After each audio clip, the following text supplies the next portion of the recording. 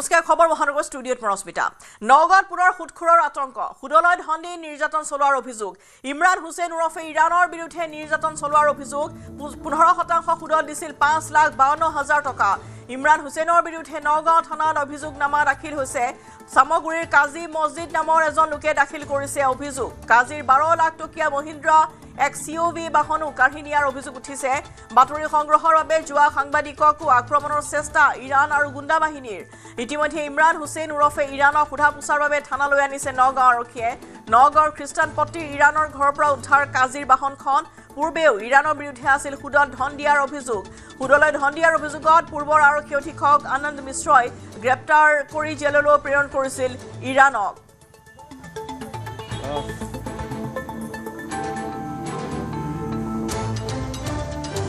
মোৰ গাড়ীখন ইমৰান হুছেইন বুলি এজন মানুহ খ্ৰীষ্টান পট্টি হয় এনে ইৰাণ বুলি চিনি পাইছোঁ পইচা মই তাৰ পৰা ধাৰ লৈছিলোঁ এইটো সি মই লৈছিলোঁ তাৰ পৰা 6 লাখ 15% ইণ্টাৰেষ্টত মোক টকা দিছে সি 15% ইণ্টাৰেষ্টত মই টকা লৈছিলোঁ আপোনাৰ 29/9/2025 মই ইণ্টাৰেষ্ট দি আছোঁ কিন্তু তেখেতে ইণ্টাৰেষ্ট দিয়াৰ পিছত মই মূল পইচাটো তেখেতৰ ঘূৰাই দিলোঁ দিয়াৰ পিছত তেখেতৰ হিচাপ মতে 2,42,000 টকা ইণ্টাৰেষ্ট হয় মই 6 লাখ টকা 5,52,000 টকা মই তেখেতক দিলোঁ মূল পইচাটো দিলোঁ দি পেলাই ইণ্টাৰেষ্টো দিলোঁ এতিয়া ইণ্টাৰেষ্ট তেখেতৰ হিচাপত 2,42,000 টকা হয় কিন্তু মই সেই 2,42,000 টকা দিব পৰা নাই কাৰণে মোক তেখেতে গাড়ীখন ৰাখি দিছে গাড়ীখন নিদিয়ে XUV 3XO গুৱাহাটীৰ GS ৰোডৰ ABC পইণ্টত এক আজব ঘটনা ৰহস্যজনক কাৰণত এখন স্কুল বাছৰ চকা সোমাল গাঁতত আৰু বাছখনৰ পিছফালৰ চকা এটা সোমাই গ'ল মাটিৰ তলত ঘটনা কেন্দ্ৰ কৰি উপস্থিত একাংশৰ মাজত কৌতুহল সৌভাগ্যক্ৰমে বাছখনত নাছিল কোনো শিক্ষাৰ্থী দেখুৱাইছো এনেধৰণে এখন স্কুল বাছ এয়া এই স্কুল বাছখন এনেধৰণে ABC পইণ্টত এটা চকা সোমাই পৰিছে গাঁতত সোমাই পৰিছে বাছখনৰ চকা পিছফালৰ চকা এটা সোমাই গ'ল মাটিৰ তলত আৰু এই ঘটনাই কেন্দ্ৰ চাঞ্চল্যৰ সৃষ্টি কৰিছে ABC পইণ্টত যেটো বাছখন মাছ পথতে এনেদৰে আবদ্ধ হৈ পৰিছে আৰু এই পথৰ মাছ ভাগতেই এটা চকা এনেদৰে সোমাই পৰিছে সম্পূৰ্ণৰূপে ভিতৰলৈ সোমাই পৰিছে যাৰ ফলত মাছ বাটতে আবদ্ধ হৈ পৰে এই বাছখন আৰু বাছখনক লৈ এটা কুতুহলৰ সৃষ্টি হৈছে সৌভাগ্যক্ৰমে স্কুল বাছখনত কোনো ধৰণৰ শিক্ষাৰ্থী নাছিল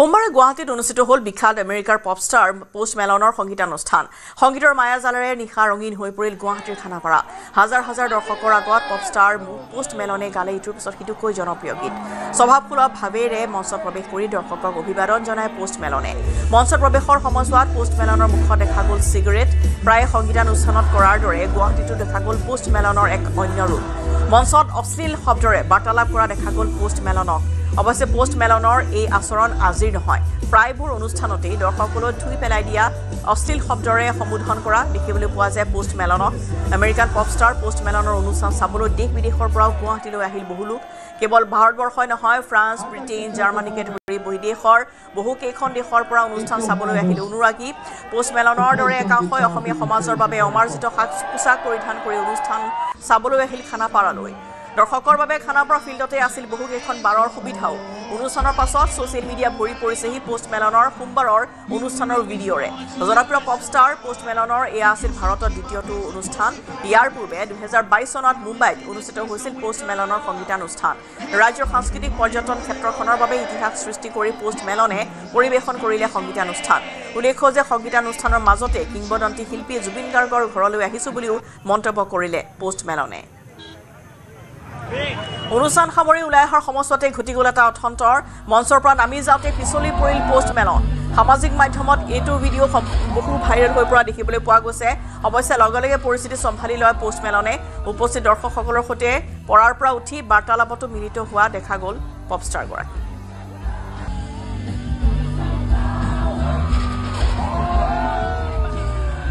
গুৱাহাটীত অনুষ্ঠান কৰিবলৈ অহা পপষ্টাৰ পোষ্ট মেলনৰ মুখত জুবিন গাৰ্গৰ গুণানুকীৰ্তন জুবিনক কিংবদন্তি আখ্যা দিলে পোষ্ট মেলনে কিংবদন্তি জুবিনৰ গৃহভূমিত থাকি নিজকে ধন্য বুলিও তেওঁ কয় পোষ্ট মেলনৰ মুখত জুবিনৰ নাম শুনি উৎফুল্লিত হৈ পৰিল প্ৰতিগৰাকী সংগীত অনুৰাগী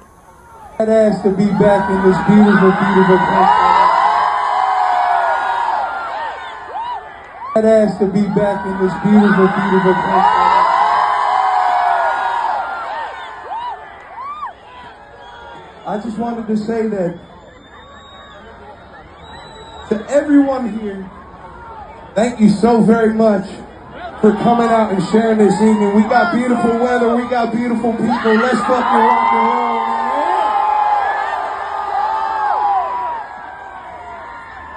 And ladies and gentlemen, I just wanted to say also, to be in the home of the great and legendary Zubin tonight, ladies and gentlemen.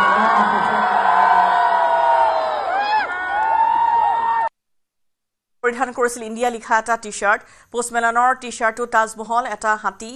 পদুম ফুল আৰু এখন বিনা অংকন কৰা আছিল আংশিকভাৱে থকা ভাৰতৰ মেপখনত স্পষ্ট হৈ আছিল উত্তৰ পূৰ্বাঞ্চলৰ ছবিও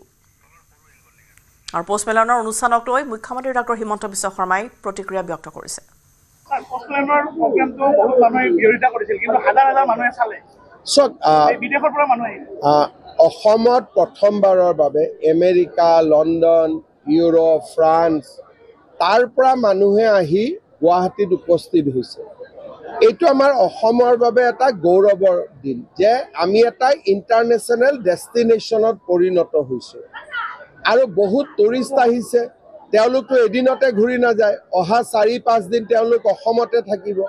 সেইকাৰণে মই ভাবোঁ যে এই গোটেইবোৰ কাম আমি যি কৰি আছোঁ সকলোৰে এটা পজিটিভ ৰিজাল্ট আছে পজিটিভ ইম্পেক্ট হ'ব অসমত কালি সুন্দৰ কৰি অনুষ্ঠানটো হৈ গ'ল যদিও মই চাব যোৱা নাই মই দেখিছোঁ খুব ধুনীয়াকৈ হৈ গ'ল মই সকলোকে শুভেচ্ছা জনাইছোঁ ভাল কামৰ বিৰোধিতা কৰে ঠিক আছে তথাপিতো আমি আমাৰ কামবোৰ কৰি আছোঁ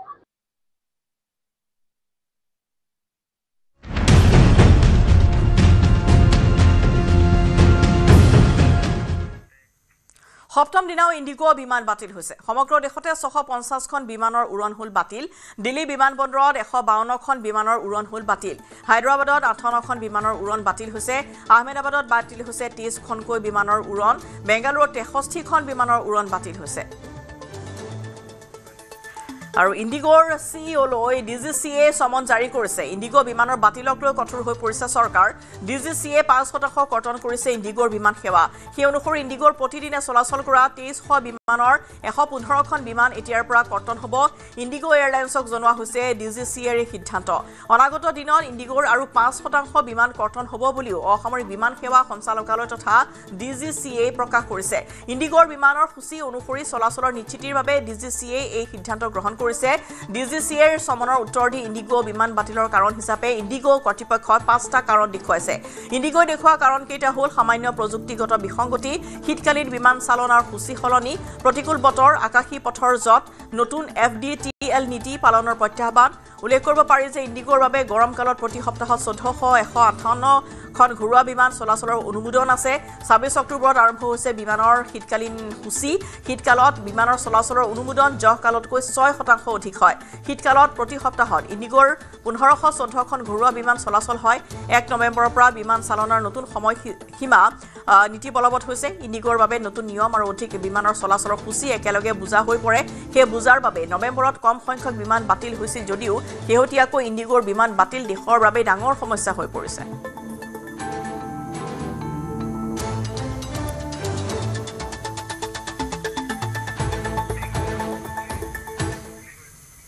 বিজেপিক ভোট নিদিলে হেনো পাপে চুব মুছলমান সমাজক মৰিগাঁৱত বিধায়ক ৰমাকান্ত দেউৰীৰ এই বিতৰ্কিত মন্তব্য বিজেপিয়ে মুছলমান লোকক ঘৰ সাজি দিছে বিজেপিয়ে ঘৰ সাজি দিয়াৰ বাবে মুছলমানক ভোট দিয়াৰ আহ্বান জনালে ৰমাকান্ত দেউৰীয়ে বিজেপিক ভোট নিদিলে হেনো আল্লাহে ক্ষমা নকৰে মুছলমান সমাজক যিখন চৰকাৰ চাউল খাবি সেইখন চৰকাৰ গুণগান গাবি কংগ্ৰেছ চৰকাৰ দিনত মুছলিম একাও জনাইছিল আৰু এতিয়া যি খবৰ দেখিলোঁ 80% মুছলমানসকলে ভয় পাইছে কিন্তু আমাৰ হিন্দুও নাই এইবাৰ যদি মুছলমানসকলে যদি বিজেপি ভোট নিদিয়ে তহঁতক আল্লাহে ক্ষমা নকৰিব তহঁতক মহাপাপে চৰিব তহঁতক মহাপাপে চৰিব গতিকে তহঁতে আল্লাহ খবৰদাৰ ক'ব লাগিব যে এইখন দেশৰ জলবায়ু খাই আমি ইয়াত ডাঙৰ দীঘল হৈছোঁ আমি বিজেপি চৰকাৰ দিমেই এতিয়া মুছলমানখিনিয়ে হাতান চাওঁ হাতানে নাযাওঁ ভাৰত মাতা কি ভাৰত মাতা কি অসমত আকৌ এবাৰ বিজেপি চৰকাৰ আকৌ এবাৰ বিজেপি চৰকাৰ বুলি ধৰি অসমত আকৌ এবাৰ বিজেপি চৰকাৰ আকৌ এবাৰ বিজেপি চৰকাৰ আৰু মৰিগাঁৱত পুনৰ গীত জুৰিলে ৰমাকান্ত দেউৰীয়ে প্ৰধানমন্ত্ৰী আৱাস যোজনাৰ অধীনত গৃহ অনুমোদন পত্ৰ প্ৰদান কৰি অনুষ্ঠানত হিতাধিকাৰীৰ সন্মুখত গীত জুৰিলে বিধায়ক ৰমাকান্ত দেউৰীয়ে আগন্তুক বিধানসভা নিৰ্বাচনৰ প্ৰতিখন সভাতেই থাকিব বিধায়ক ৰমাকান্ত দেউৰীৰ গীতৰ শৰাই ভোটাৰ ৰাইজৰ দেহ মন জোৰ পেলোৱা গীত জুৰিব বুলি ঘোষণা কৰিলে বিধায়ক ৰমাকান্ত দেউৰীয়ে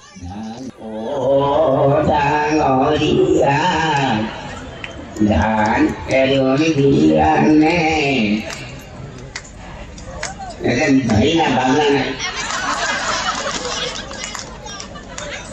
Oh, Daloria, dan Indonesia ni, dia kalau orang palu, kalau besi kalau bah. Oh, Daloria, dan Indonesia ni. আৰু কাইলৈ মুকলি হ'ব শহীদ স্মাৰক ক্ষেত্ৰ অসম আন্দোলনৰ বীৰ শহীদসকলৰ স্মৃতি নিৰ্মাণ এই শহীদ স্মাৰক ক্ষেত্ৰ আটক ধুনীয়াকৈ সজাই পৰাই তোলা হৈছে শহীদ স্মাৰক ক্ষেত্ৰ মুখ্যমন্ত্ৰী ডক্টৰ হিমন্ত বিশ্ব শৰ্মাই 10 ডিচেম্বৰত মুকলি কৰিব অৰ্থাৎ কাইলৈ দিনটোত মুকলি কৰিব অসম আন্দোলনৰ বীৰ শহীদসকলৰ স্মৃতি নিৰ্মাণ কৰা শহীদ স্মাৰক ক্ষেত্ৰ আৰু এইখিনি মুহূৰ্তত আমি পোনপটীয়া সম্প্ৰচাৰৰ বাবে লৈ গৈছো যেহেতু হৰিনামৰ আয়োজন কৰা হৈছে কীৰ্তন প্ৰসংগৰে বৰ্তমান সেই শহীদ স্মাৰক ক্ষেত্ৰ এনেধৰণে এতিয়া তাত তদাৰকো কৰিছে মুখ্যমন্ত্ৰীগৰাকী আৰু পোনপটীয়া সম্প্ৰচাৰৰ বাবে লৈ গৈছো আমাৰ জ্যেষ্ঠ সাংবাদিক বলেন ভট্টাচাৰ্য তাত উপস্থিত আছে বলেন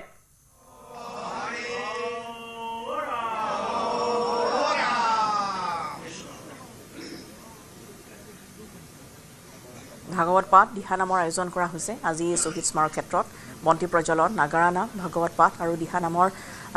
আয়োজন কৰা হৈছে যেটো কাইলৈ মুকলি কৰা হ'ব তাৰ পূৰ্বে আজি শহীদ স্মাৰক ক্ষেত্ৰত ইয়া অনুষ্ঠানৰ আয়োজন কৰা হৈছে আমি পোনপটীয়া সম্প্ৰচাৰৰ বাবে লৈ গৈছো আমাৰ জ্যেষ্ঠ সাংবাদিক বলেন ভট্টাচাৰ্য তাত উপস্থিত আছে বলেন আজি এনেধৰণে এতিয়া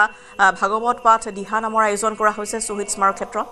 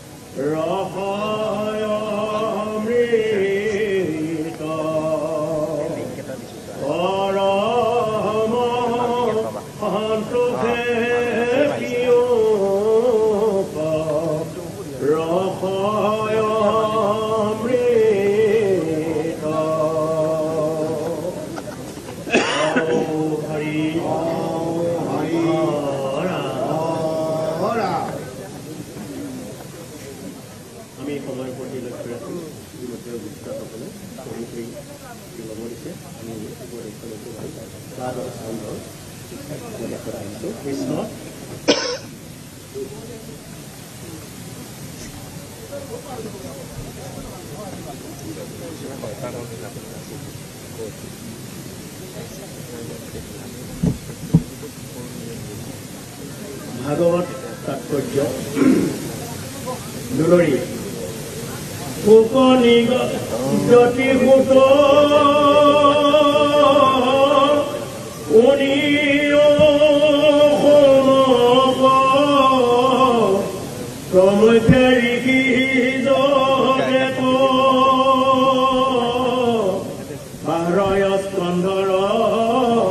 যিটো তাৎপৰ্য শুনিও তাকো প্ৰত্যেক হৰি গুণ নাম শ্ৰৱণ কীৰ্তন সমস্ত ধৰ্মৰে সাৰ স্কন্ধ মিলি আপে প্ৰতিপাদ্যে শুনা ফলশ্ৰুতি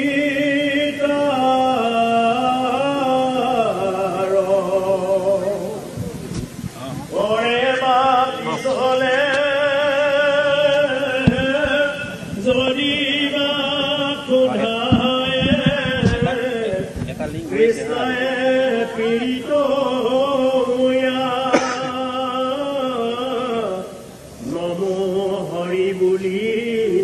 ডাকি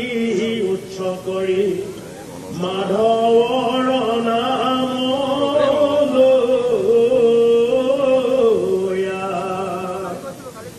এতে কতে তাৰ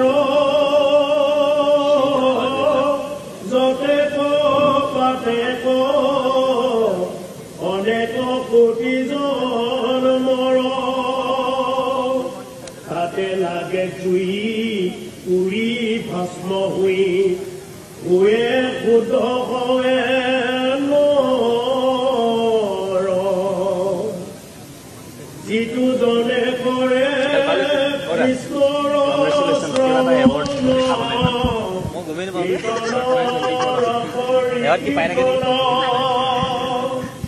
তাহাৰ চিত্তত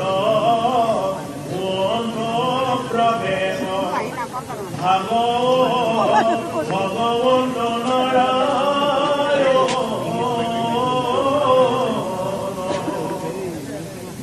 এতে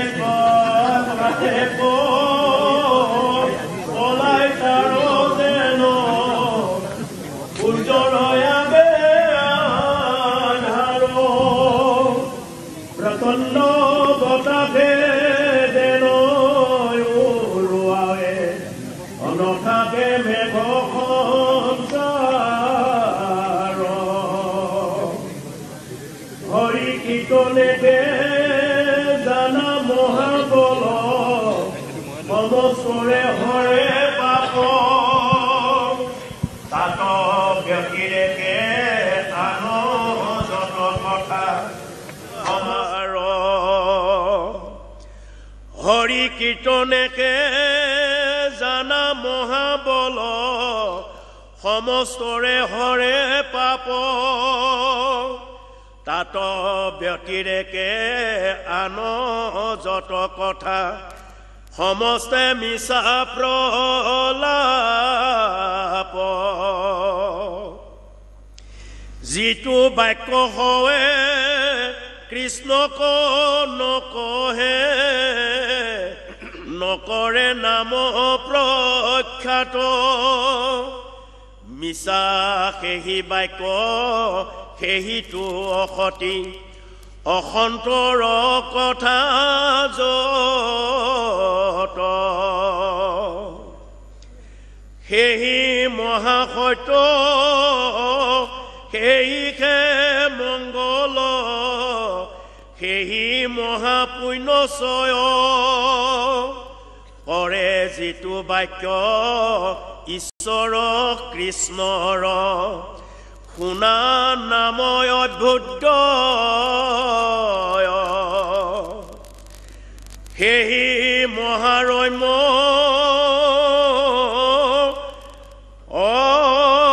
মহন্তৰ তাত বাঢ়ে প্ৰীতি নৱ মহন্তে তাহাতে প্ৰেময়ো পজায় মনৰো মহায়োৎসৱ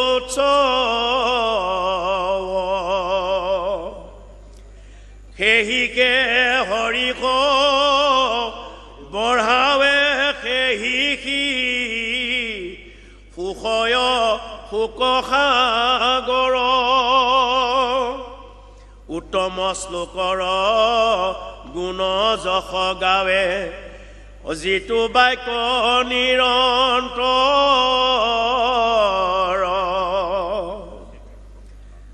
নানা চিত্ৰপদে ৰচিত সি বাক্য শুনন্তে অমৃত প্ৰায় কিন্তু হৰিযশ জগত পবিত্ৰ নাহিকে জাত সদায় কাকতুল্য সিটো কামী পুৰুষৰ জানিবাৰ তিৰস্থান পৰম ভকত জনে নুশুনন্ত তাত নপাতন্ত কান যি কথাত কৃষ্ণ আচন্ত সাক্ষাৎ মহামহন্তৰো গতি নিৰ্মল ভকত সকলে তাতেকে কৰন্ত সদায় ৰতি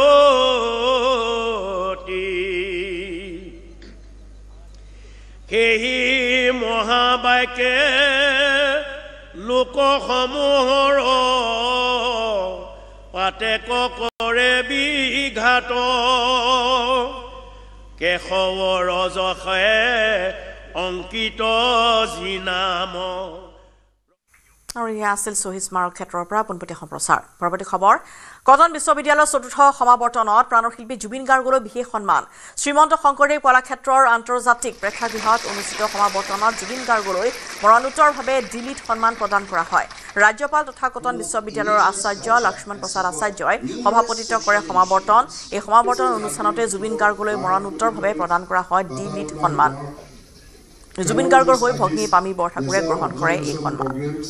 and guided public to you.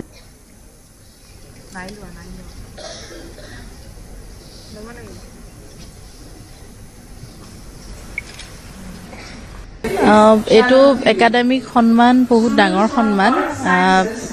আমাৰ কাৰণে বহুত ডাঙৰ কথা গৌৰৱৰ কথা আৰু দাদা যেহেতু নাই সেইকাৰণে মই আহিছোঁ ৰিচিভ কৰিবলৈ কিন্তু এইটো বহুত আৱেগিক কথা মোৰ কাৰণে তেওঁৰ অনুপস্থিতিত ৰিচিভ কৰাটো সন্মানটো আচলতে জীৱিত কালত মানুহে নিজৰ এক্সপ্ৰেছ কৰিব পাৰে এতিয়া তেওঁ কি ক'ব সেইটো মই নোৱাৰোঁ কিন্তু মই বহুত আমি পৰিয়ালবৰ্গই আমি বহুত ভাল পাইছোঁ আমি সেইকাৰণে আহিছোঁ সন্মানটো ল'বলৈ আৰু যোৱা বছৰ তেওঁক সন্মান দিয়া গৈছিলে USTMৰ পৰা তেতিয়া মই তেওঁৰ লগত আছিলোঁ আজি মই অকলে আহিছোঁ সেইটো কাৰণে বহুত বেয়া লাগিছে মনটো যে মই অকলে আহিছোঁ আজি ফলে দৌৰবিদ হিমা দাসকো স্নাতক ডিগ্ৰী প্ৰদান কৰা হয় ইয়াৰ লগতে সাঁতোৰবিদ শিৱাংগী শৰ্মা ফুটবলাৰ কুশল চেত্ৰী আৰু ক্ৰিকেটাৰ প্ৰদ্যুৎ শইকীয়াকো কলা শাখাত স্নাতক ডিগ্ৰী প্ৰদান কৰা হয়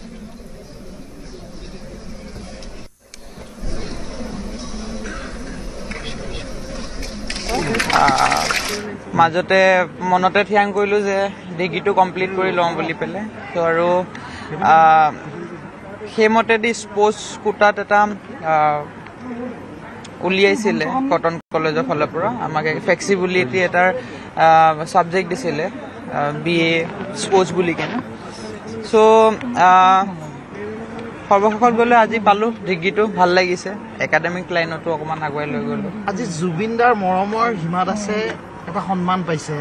জুবিন দা নাই কিন্তু জুবিন দাই আজি এখন মঞ্চতে দিল্লীত উপাধি পাইছে সন্মান পাইছে যদি থাকিল হয় দাদা নিশ্চয় যথেষ্ট ভাল লাগিল হয় কিন্তু মই ভাবোঁ থাকা হয় ভাল লাগিল হয়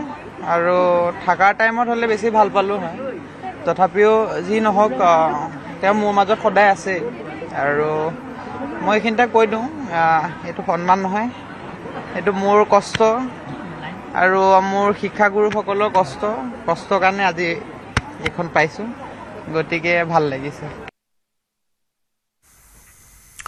চৰাইদেউ জিলাৰ গাতে লাগি থকা নাগালেণ্ডৰ মন জিলাত প্ৰথমবাৰৰ বাবে অনুষ্ঠিত হৈছে হৰ্ণবিল ফেষ্টিভেল সোমবাৰৰ পৰা তিনিদিনীয়াকৈ অনুষ্ঠিত হৈছে হৰ্ণবিল ফেষ্টিভেল কহিমাৰ ঐতিহ্যমণ্ডিত হৰ্ণবিল মহোৎসৱৰ সমান্তৰালকৈ এইবাৰ প্ৰথমবাৰৰ বাবে নাগালেণ্ডৰ মন জিলাত বৰ্ণাঢ্য কাৰ্যসূচীৰে অনুষ্ঠিত হৈছে হৰ্ণবিল মহোৎসৱ কন্যা জনগোষ্ঠীৰ চহকী কৃষ্টি আৰু পৰম্পৰাক এক নতুন মাত্ৰা প্ৰদান কৰিছে এই মহোৎসৱে কন্যাক জনজাতি লোকসকলে তেওঁলোকৰ পৰম্পৰাগত নৃত্য গীত আৰু হস্তশিল্প খাদ্য প্ৰদৰ্শন কৰে মহোৎসৱৰ উদ্বোধনী অনুষ্ঠানত নাগালেণ্ডৰ মুখ্যমন্ত্ৰী নেফিঅ ৰিঅ'ৰ লগতে বহুকেইজন গণ্যমান্য ব্যক্তি উপস্থিত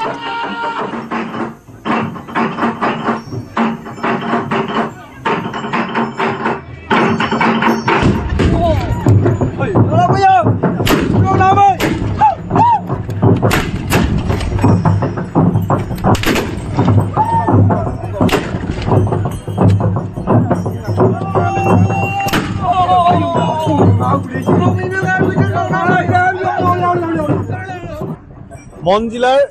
লং যি গাঁও আছে লং গাঁৱৰ মৰমত আছো তেওঁলোকৰ যি সাংস্কৃতিক বিনিময় আছে তেওঁলোকৰ পৰম্পৰা আছে ইয়াত তেওঁলোকে প্ৰতিফলিত কৰে ফেষ্টিভেললৈ অহা লোকসকলক তেওঁলোকে দেখুৱাই আচলতে তেওঁলোকে ৰীতি নীতি সংস্কৃতি কেনেকুৱা এইটো দেখিছে আপোনালোকে এইটো হৈছে তেওঁলোকৰ যিটো ট্ৰেডিশ্যনেল ড্ৰাম তেওঁলোকৰ যেতিয়া মন ভাল লাগে ফূৰ্তিত থাকে তেওঁলোকে যেতিয়া আনন্দ উল্লাস কৰে এই ড্ৰামটো আচলতে তেওঁলোকে বজাই এক অনন্য পৰিৱেশৰ সৃষ্টি কৰে আমাৰ মাজত এই গাঁৱৰ মুখিয়াজন আছে আমি জানিব বিচাৰিম কি ক'ব ফিলিংছটো কেনেকুৱা আছে মন হৰ্ণবিল ফাৰ্ষ্ট টাইম হৈছে ক'ব মন দে আদো হৰ্ণবিল ফাৰ্ষ্ট টাইম মন ডিষ্ট্ৰিক্ট আদো আজি ফাৰ্ষ্ট টাইম আছে হৰ্ণবিল আৰু হৰ্ণবিল আদো একদম খুশি আহিছে নেক্সট টাইম বি লৈ আহিবলৈ কোচিছ কৰিবি মহান বি এটেণ্ড কৰোঁ আপনি কোন ভিলেজ লাগা আছে অলপ ডিটেইলস তো কবি হিস্ট্রি লাগা কবি আর কি পিন্ধি আছে না এটা এট লগা কবি আচ্ছা মই আছে মই লং ভিলেজ লাগা আছে 46 আছে মোগান 46 কাঞ্জিসি লাগা আছে মই লং ভিলেজ লাগা আছে এটু এরিয়া আছে এটু আবাং হোং কয় এটু আছে লং ব্রাদিয়া এরিয়া আছে হেরিটেজ কারণে আৰু মই পিন্দাটো এটুটো মহান ট্ৰেডিশ্যনেল আছে মহান এইটো পিন্দাটো এনি টাইম পিন্ধা নহয় মহান ট্ৰেডিশ্যন মহান ফেষ্টিভেল কেতিয়া হয় এইটো টাইম দে পিন্ধি কাইলৈ মুকলি হ'ব শ্বহীদ স্মাৰক ক্ষেত্ৰ অসম আন্দোলনৰ বীৰ শ্বহীদসকলৰ স্মৃতি নিৰ্মাণ হ'ব এই শ্বহীদ স্মাৰক ক্ষেত্ৰ আটক ধুনীয়াকৈ সজাই তোলা হৈছে শ্বহীদ স্মাৰক ক্ষেত্ৰ এই মুহূৰ্তত আমি পোনপটীয়া সম্প্ৰচাৰলৈ লৈ গৈছোঁ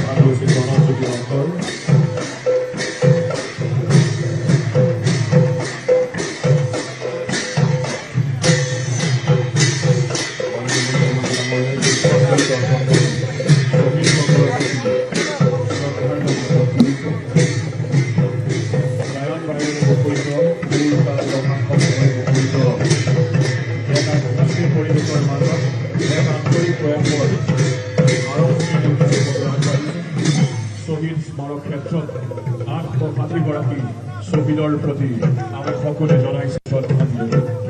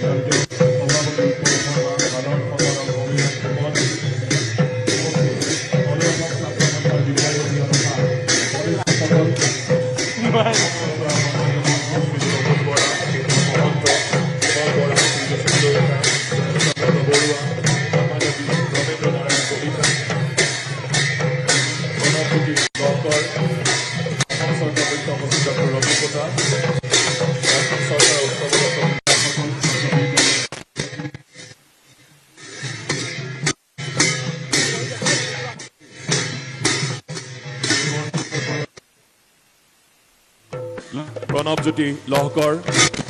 অসমৰ শহীদৰ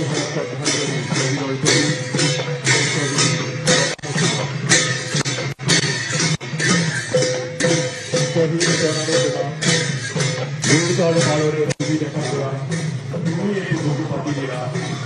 ভাৰতেৰ ভূমলি গীত বসাবলে তুমি একটু মৃত্যু বলিলা শহীদ প্ৰণাম তোমাৰ শহীদ প্ৰণাম তোমাৰ বিংশ শতিকাৰ অষ্টম দশকৰ নতুন পুৰুষ অগণ জাতিৰ স্বকীয়তা ৰাখিবলৈ অহিংসাৰে পৰাধন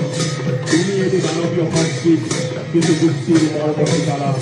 ভাৰতীৰ ভূমলি গীত বসাবলে তুমি এটি মৃত্যু বলিলা শহীদ প্ৰণাম তোমাৰ শহীদ প্ৰণাম তোমাৰ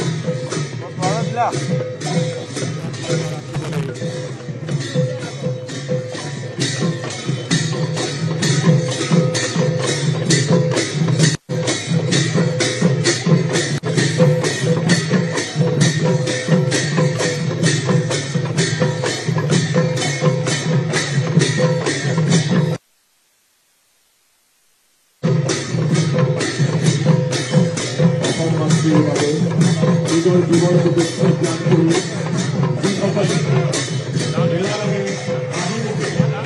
নিজকে উৎসৰ্গা কৰি তেওঁলোক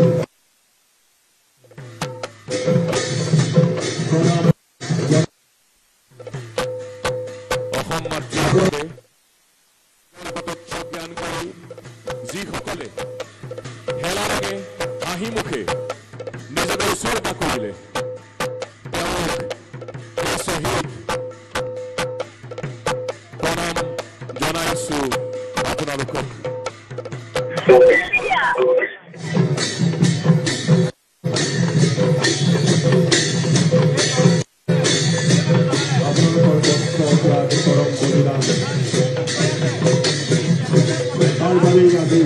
উত্তৰ পূৰ্বৰ মুখৰ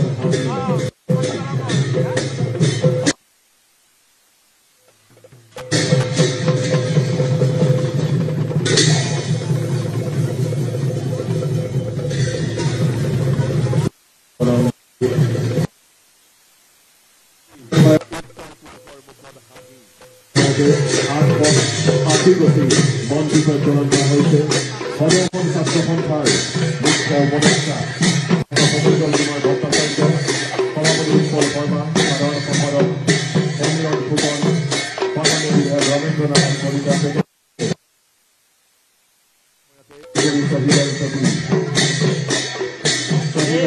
প্ৰতিক্ৰিয়া নিবেদন কৰিছে অঞ্চল ভৰা কৃতজ্ঞতা অঞ্চলৰ পৰা শহীদৰ ত্যাগক স্বীকাৰ কৰা হৈছে অন্তঃকৰণেৰে আমি শ্ৰদ্ধাঞ্জলি জ্ঞাপন কৰিছোঁ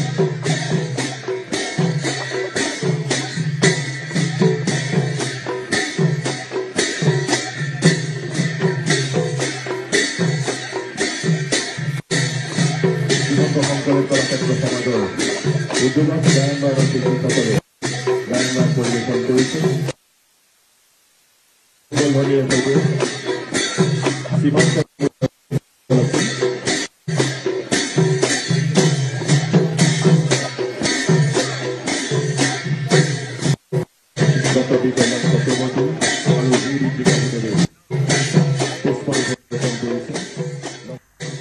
বৰাগড়ৰ পৰা আমি পোনপটীয়া সম্প্ৰচাৰ দেখুৱাইছোঁ য'ত স্মাৰক ক্ষেত্ৰ শ্বহীদ স্মাৰক ক্ষেত্ৰ আজি পৰিদৰ্শন কৰিছে মুখ্যমন্ত্ৰী ডক্টৰ হিমন্ত বিশ্ব শৰ্মাই য'ত এতিয়া আছু নেতৃত্বই মন্ত্ৰী পৰ্যালোচনাৰে ইতিমধ্যেই এই স্মাৰক ক্ষেত্ৰৰ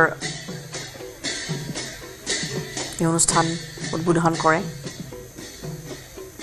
অক্ষয় বন্তি প্ৰজ্বলন কৰা হৈছে আজিৰ দিনটোত আৰু ইতিমধ্যে মাগলী কাৰ্যৰ আয়োজন কৰা হৈছে বিভিন্নজন আহিছে শ্ৰদ্ধা নিবেদন কৰিছে আৰু ইতিমধ্যেই শ্বহীদ স্মাৰক ক্ষেত্ৰ কাইলৈ আনুষ্ঠানিকভাৱে মুকলি কৰিব মুখ্যমন্ত্ৰী ডক্টৰ হিমন্ত বিশ্ব শৰ্মাই আৰু আজিৰ দিনটোত এনেদৰে আটক ধুনীয়াকৈ সজাই পৰাই তোলা হৈছে শ্বহীদ স্মাৰক ক্ষেত্ৰ আৰু অক্ষয় বন্তিৰ প্ৰজ্বলন হৈছে মাগলী কাৰ্যৰ আয়োজন কৰা হৈছে দিহানামৰ আয়োজন কৰা হৈছে এনেধৰণে বৰা গাঁৱত এইখিনি মুহূৰ্তত এনেধৰণৰ এটা পৰিৱেশ বিৰাজ কৰিছে আমাৰ জ্যেষ্ঠ সংবাদী বলেন ভট্টাচাৰ্য এইখিনি মুহূৰ্তত আছে বলেন ইতিমধ্যে শ্বহীদ স্মাৰক ক্ষেত্ৰত উপস্থিত হৈছেগৈ মুখ্যমন্ত্ৰী হিমন্ত বিশ্ব শৰ্মা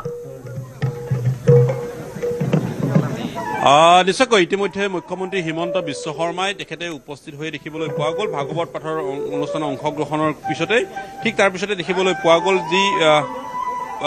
শ্বহীদ প্ৰণাম জ্যোতি প্ৰজ্বলন কৰিলে আৰু তাৰ লগে লগে 860 গছি যি বন্তি আজি প্ৰজ্বলন কৰিছে বিভিন্ন দল সংগঠন অনুষ্ঠান প্ৰতিষ্ঠানৰ দলসকলে তেখেতসকলৰ উপস্থিতি দেখিবলৈ পোৱা গ'ল একেলগে তেখেতসকলে 860 গছি বন্তি প্ৰজ্বলন কৰিছে আৰু তেখেতসকলে শ্বহীদক সেই ধৰণে আজি শ্ৰদ্ধা জ্ঞাপন কৰিছে আৰু এয়া দেখিব পোৱা গৈছে যি গছি বন্তি ইতিমধ্যে মুখ্যমন্ত্ৰী হিমন্ত বিশ্ব শৰ্মাই প্ৰজ্বলন কৰিছে আৰু সেই বন্তি গছি ইয়াৰ পিছৰ অক্ষয় বন্তি ৰূপে থাকিব আৰু সদায় এই মন্ত্ৰীগোষ্ঠীত শ্ৰদ্ধাঞ্জলি জ্ঞাপন কৰা গতিকে এই বিশেষ স্থান থাকিব আৰু স্থানত আহি বিভিন্ন প্ৰান্তৰ পৰা যিসকল লোক আহিব বা তেখেতসকলে পৰ্যটকসকল আহিব তেখেতসকলে সেই ধৰণে ইয়াত অক্ষয় এই বন্তিত তেখেতসকলে শ্ৰদ্ধাঞ্জলি জ্ঞাপন কৰিব পাৰিব এয়া আমি দেখিবলৈ পাইছোঁ ইতিমধ্যে ভাগৱত পাঠ সম্পন্ন হৈছে তাৰ লগে লগে আয়তীসকলৰ নাম প্ৰসংগ হ'ব আৰু সেই ধৰণে যদি চোৱা হয় অহাকালি দিনৰ ভাগৰ যি কাৰ্যসূচী ৰখা হৈছে শ্বহীদ প্ৰণামৰ কাৰ্যসূচী সেই কাৰ্যসূচীটো দেখিবলৈ পোৱা হয় এই স্থানত মূল স্মাৰক য'ত 125 ফুট দৈৰ্ঘ্যৰ যি মূল শ্বহীদ স্মাৰক উদ্যান মুকলি হ'ব সমান্তৰালভাৱে সমগ্ৰ ৰাজ্যৰ প্ৰতিখন জিলা সদৰত শ্বহীদ প্ৰণামৰ শীৰ্ষক ডক্টৰ ভূপেন হাজৰিকাৰ উদাকণ্ঠৰ সেই কালজয়ী গীত গাব গতিকে কালিৰ দিনটোৰ কাৰ্যসূচী ৰখা হৈছে গতিকে আজিৰ দিনটোৰ প্ৰথম দিনৰ আমি যদি কাৰ্যসূচী বুলি কওঁ তেতিয়াহ'লে দেখিবলৈ পোৱা গৈছে ইতিমধ্যেই যি জ্যোতি বন্তি সেই বন্তি ইতিমধ্যে প্ৰজ্বলন হৈছে আৰু তাৰ লগে লগে আয়তীৰ ইতিমধ্যে ভাগৱত পাঠ সম্পন্ন হৈছে আৰু তাৰ পিছত এয়া আয়তীৰ নাম প্ৰসংগৰে আজিৰ দিনটোৰ এয়া সম্পূৰ্ণ দেখিবলৈ পোৱা গৈছে ৰাজ্য চৰকাৰৰ কেইবাগৰাকীও মন্ত্ৰীক উপস্থিত থকা দেখিবলৈ পোৱা গৈছে সদৌ অসম ছাত্ৰ সন্থাৰ মুখ্য উপদেষ্টাকে সন্মুখ কৰি ছাত্ৰ সন্থাৰ নেতৃবৃন্দসকল উপস্থিত আছে কাৰণ আজি এটা বিশেষ দিন বিশেষ মুহূৰ্ত আৰু সদৌ অসম ছাত্ৰ সন্থাৰ নেৰানেপেৰা ধৰণে তেখেতসকলে বিভিন্ন সময়ত এই কথাখিনি দাবী কৰি আহিছিলে কাৰণ 860 গৰাকী এটা সংখ্যা নহয় সমুজ্জ্বল কুমাৰ ভট্টাচাৰ্যই এই কথাখিনি স্পষ্টকৈ উল্লেখ কৰিছে 860 গৰাকী শ্বহীদৰ মৃত্যু শ্বহীদ হৈছে আৰু সেয়া হৈছে যে বিভিন্ন ধৰণৰ ইছ্যুক লৈ য'ত আচলতে বিদেশীৰ ইছ্যু আছিলে মূল ইছ্যু অসম আন্দোলনৰ বিদেশী বিতৰণ আছিলে অসম আন্দোলনৰ সেই সময়ৰ মূল বিষয় আৰু কোনো কাৰণতে এজনো বিদেশী ইয়াত থাকিব দিয়া নহ'ব বুলি সেই অসম আন্দোলন জঁপিয়াই পৰিছিলে আৰু সেই ধৰণে যদি চোৱা হয় 10 ডিচেম্বৰ 1979 চন শ্বহীদ খৰ্গেশ্বৰ তালুকদাৰ প্ৰথমগৰাকী শ্বহীদ আৰু তেখেতৰ সেই মৃত্যুৰ দিনটোতে অৰ্থাৎ অহাকাইলৈ 10 ডিচেম্বৰ সেই দিনটোতে অহাকাইলৈ দিনটোতে এই শ্বহীদ স্মাৰক উদ্বোধন কৰা হ'ব আৰু শ্বহীদৰ বীৰ গাথাৰে এই স্থান থাকিব চিৰদিনৰ বাবে স্থায়ীভাৱে যুগমীয়া হৈ থাকিব আৰু ইয়াত বিশেষভাৱে শ্বহীদৰ সেই পৰিৱেশ বা সেই সময়ছোৱাৰ ঘটনাৱলীৰ আজি ইতিহাস এটা পাব পৰাকৈ সাম্যক ধাৰণা এটা দিব পৰাকৈ ইয়াত সমগ্ৰ অঞ্চল জুৰি ইয়াত দেখিব পোৱা গৈছে 116 বিঘা ভূমিৰ যি এক বৃহৎ বেষ্টনী এই বেষ্টনীত ইয়াত সেই ধৰণে গঢ়া হৈছে বৰ্তমান এই মুহূৰ্তত যদিও বা কিছু ইয়াত সংযোগ কৰা হৈছে বহু ব্যক্তি বহু শ্বহীদৰ এই মুহূৰ্তত ফটো লাভ কৰিব পৰা নগ'ল সেই গতিকে এই মুহূৰ্তলৈকে যদি প্ৰায় 450 শ্বহীদৰ প্ৰতিমূৰ্তি স্থাপন কৰা হৈছে কিন্তু ভৱিষ্যত দিনত 860 গৰাকী সম্পূৰ্ণ শ্বহীদৰ প্ৰতিমূৰ্তি স্থাপন কৰা হ'ব আৰু এয়া দেখিব পোৱা গৈছে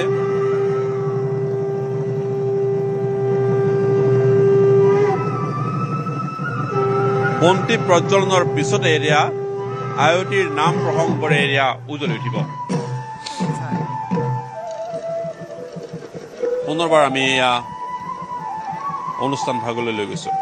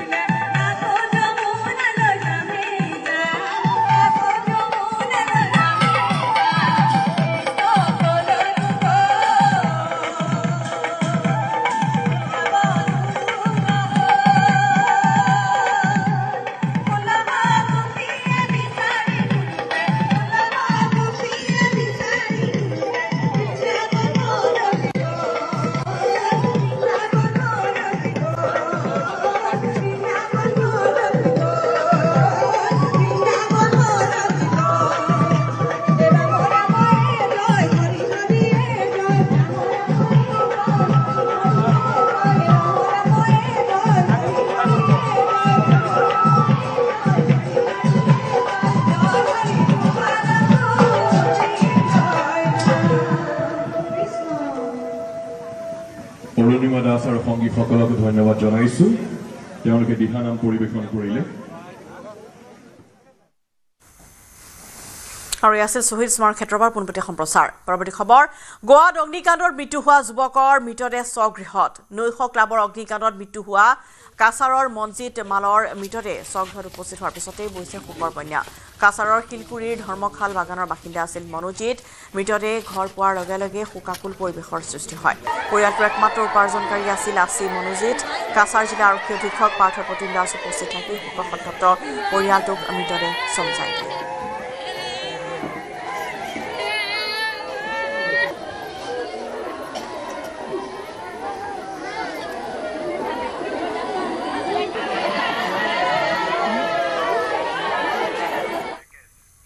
বাংলাদেশীৰ বিৰুদ্ধে কঠোৰ হৈ পৰিছে অৰুণাচলৰ দল সংগঠন বিগত এটা মাহ ধৰি অবৈধ বাংলাদেশীক লৈ সুবুৰীয়া ৰাজ্যখনত অব্যাহত আছে উত্তেজনা আজি অবৈধ বাংলাদেশীৰ বিৰুদ্ধে ঘোষণা কৰা 12 ঘণ্টীয়া ইটানগৰ বন্ধও সৰ্বাত্মক হোৱা পৰিলক্ষিত হয়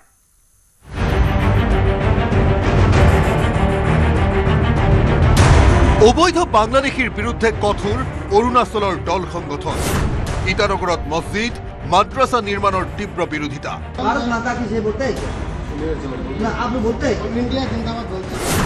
অৰুণাচলত 12 ঘণ্টীয়া বন্ধৰ ব্যাপক প্ৰভাৱ অবৈধ বাংলাদেশীক লৈ বিগত এমাহ ধৰি অৰুণাচল প্ৰদেশত অব্যাহত আছে তীব্ৰ উত্তেজনা একাংশ দল সংগঠনে আহ্বান জনোৱা অৰুণাচল বন্ধৰ সময়তে অধিক উত্তপ্ত হৈ পৰে পৰিস্থিতি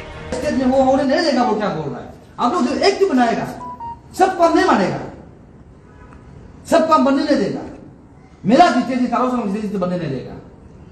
जितना बिना सब तो रहेगा सिर्फ एक लीगल होगा वो भी गवर्नमेंट के गाइडेंस में होगा तो उसका मानेगा अदरवाइज हम लोग नहीं मानेगा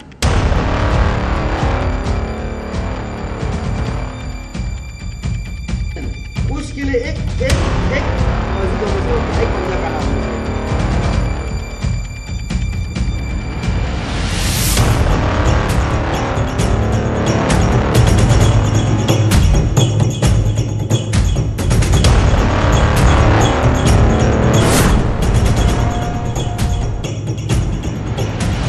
Today's one call 12 hours one call.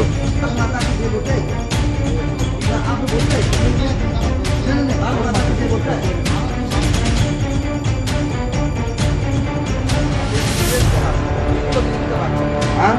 एक ट्राइबल स्टेट है इसलिए हम अपने ऊपर से हमसे बोलता है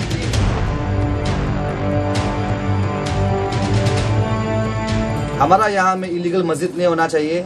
इलीगल पंजाखाना नहीं होना चाहिए और इलीगल इमिग्रेंट्स बांग्लादेशी हो या रोहिंग्या का हो वो मुस्लिम नहीं होना चाहिए इलीगल इमिग्रेंट्स नहीं होना चाहिए क्लियर कर तो हम लोग का बड़ा डिमांड नहीं था छोटा सा डिमांड था लेकिन सरकार जो फुलफिल नहीं करके उल्टा उन लोग का प्रोटेक्शन के लिए ফলে সোনিয়া গান্ধীলৈ দিল্লী আদালতৰ জাননী দিল্লী আৰক্ষীলৈ জাননী জাৰি কৰিছে দিল্লী আদালতে 80 চনৰ ভোটাৰ তালিকাত সোনিয়াৰ নাম থকাক লৈ জাননী জাৰি কৰা হৈছে 83 চনতহে ভাৰতীয় নাগৰিক হৈছিল সোনিয়া গান্ধী নাগৰিকত্বৰ পূৰ্বে ভোটাৰ তালিকাত সোনিয়া গান্ধীৰ নাম থকাক লৈ আদালতে জাননী জাৰি কৰিছে सेशन कोर्ट ने नोटिस इश्यू किया है सोनिया जी को अच्छा कब आज सुबह क्यों किस बात पे नागरिक बनने से पहले वोटर बनने का लिस्ट वोट डाला है देश के अंदर प्रमाण है उनके पास बिल्कुल झूठ है बिल्कुल झूठ है